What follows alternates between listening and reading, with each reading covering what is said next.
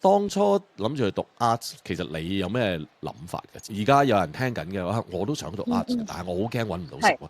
咁你會點樣同佢講？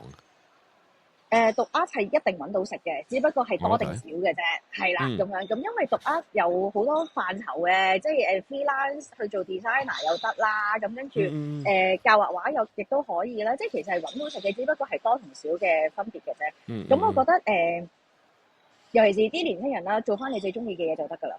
真嘅，即係揾翻你自己嘅興趣，你唔需要為咗金錢或者為咗你屋企而去做一啲好唔開心嘅嘢啦，咁樣，所以冇純粹跟翻自己個心就 O K 㗎啦。係啊。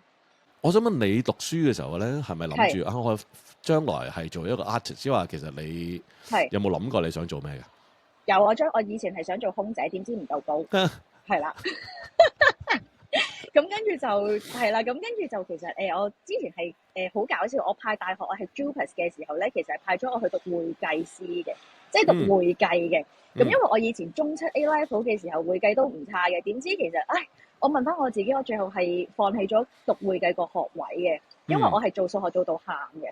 咁跟住我就同自己講冇需要咯，以後嘅人生係咪應該我自己去決定咧？咁其實我一路都好中意 art 嘅，咁就讀 art 咯。即係其實有好多時候，你第一個感覺已經同咗你自己講噶啦，咁你就跟住個感覺去就 OK 啦。係啊。